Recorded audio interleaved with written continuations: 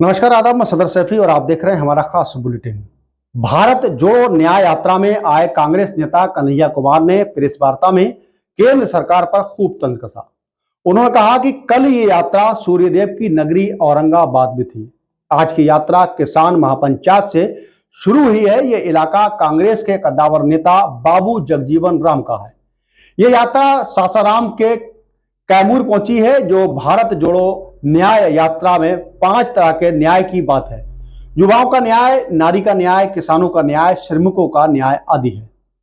Supreme court ने electoral bond को cancel कर दिया है। जब ये बॉन्ड आया था तब राहुल गांधी ने सवाल उठाया था कि उन्होंने कहा था कि ये देश में चोरी को कानूनी रूप देने के लिए लाया गया है।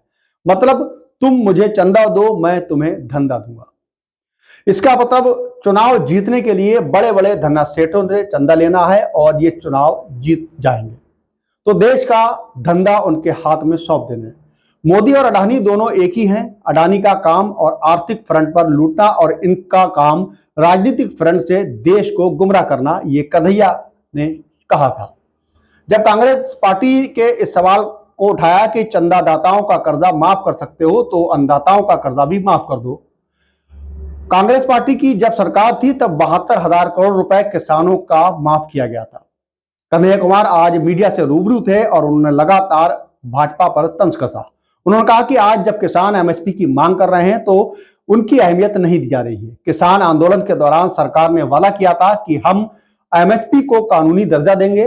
पीएम ने यह कहा था कि पूरे देश में एक राष्ट्र एक tax, one nation one election की बात करते हैं, उसी तरह वन नेशन वन एमएसपी होगा।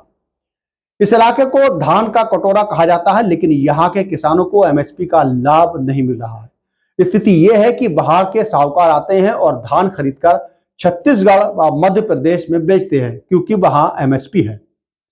वहीं कन्हैया कुमार ने कहा कि जब हमने इलेक्टोरल बॉन्ड को गलत बताया तो सुप्रीम कोर्ट के फैसले का स्वागत किया तो कांग्रेस पार्टी के सभी खातों को फ्रीज कर दिया गया। यह सरकार मनमानी कर रही है। वहीं कन्हैया कुमार ने कहा कि सभी संस्थाओं का दुरुपयोग कर रही है सरकार। इस देश में यह सरकार विपक्ष का गला घोटना चाहती है। बिहार में भी विपक्ष का गला घोटा गया है। बता दें, कन्हैया कुमार ने लगातार भाजपा सरकार पर अपने प्रहार किए और उन्होंने कहा कि जिस तरह से देश का अन्नदाता किसान आज अपने हक की लड़ाई रोटों पर उतरकर लड़ रहा है और पिछले साल भी किसान एक साल बैठकर किसान अपनी मांगों को लेकर, अपने हक की लड़ाई को लेकर लगातार एक साल तक सड़कों पर उतर कर रहा, लेकिन उसके बाद सरकार ने जो उनसे वादे किए थे वो भाजपा सरकार अब किसानों के उन वादों को पूरा नहीं कर रही है। इस बार फिर किसान देश का नक्शा बदल सकता है।